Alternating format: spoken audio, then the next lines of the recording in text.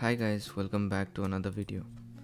In this video we'll be talking about my bike, the SD Adventure, the advantages and disadvantages of my bike, and recently I got my seat adjustment, and the seat adjustment work was really done nicely. You don't see any discrepancies with the seat or any cuttings or anything that you see on the outside. So I'm gonna tell you the accessories that I got fitted. The first one is the jerrycan holder and also the engine guard that goes till the bottom of your vehicle, and the second one is the knuckle guard, and the third one is I didn't get anything. The front indicators for strong and fit, but the rear ones are a little loose, so I'll get that fitted during my first service. And behind the backlight there are wires visible. I think that has to be closed. I'm not sure why the company left that area out, so that's one thing. The second one is the brake oil. The rear brake oil is little close to the wheel. Chances are there might be stones that fall on and break it, so I would suggest an aftermarket grill that would fit and act as a shield for the brake oil. And since the rear wheel doesn't have the cap, all the dust particles fall onto that area. And the fit and finish of the engine, let's talk about it. So it kind of feels very rough when you check all the edges. It feels like the engine is directly manufactured and fitted into the chassis. The finish is not done correctly. And talking about the neck of the engine chassis, which holds your forks and the handlebar, it feels strong compared to Himalayan. One of the person whose video I have seen, his front fork suspension, the whole neck was broken out of the Himalayan, so I was kind of skeptical about taking the Himalayan for that reason. This one actually feels steady and strong. All the welded areas were perfectly done, so that's one good thing about this bike. And talking about whether I'm able to manage this 188 kgs being a 5 feet 5 inches guy, yes, I'm able to manage the weight. You can see I'm able to move it left and right, manage the balance, and manage the bike as well. Let's dig into the instrument cluster.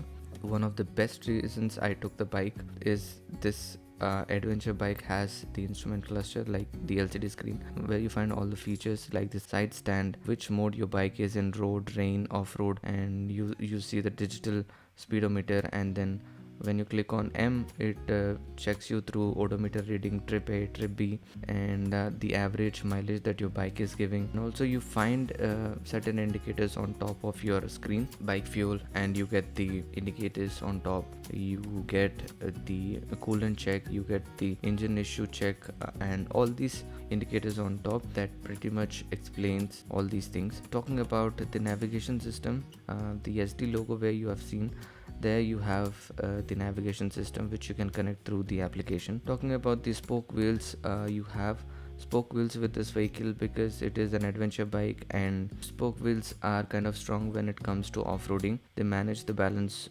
in all the directions, whereas the alloy wheels might break down. And the issue with the spoke wheels is the puncture issue, which many people are aware of.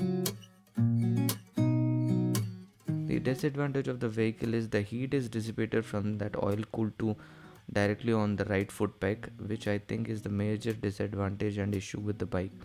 This issue can be resolved by adding up a shield. Maybe the company comes up with shield or something that pushes the heat dissipation below the vehicle, so that the rider doesn't have to face the continuous heat dissipation on the right foot peg. Talking about clutch, the clutch is little on the stiffer side. The bike is not perfect for city rides because it is heavy, and at the same time the clutch is hard, and the gear shifting you have to work a lot. Since it has small bore engine compared to Himalayan, you have to work a lot with your gears during city traffics, and the bike also stalls sometimes. These three issues are the main ones. The clutch is stiffer, the heat dissipates onto the right foot peg, and the bike sometimes stalls when you are below 2000 rpm. So these are the three disadvantages and issues with the bike. Other than that, the bike's pickup is really good. You can compare it with the KTM 250 Adventure, and the power it generates, 30 PS, is good enough to get you that coverage over distance. The main advantage is the initial pull and the power it generates.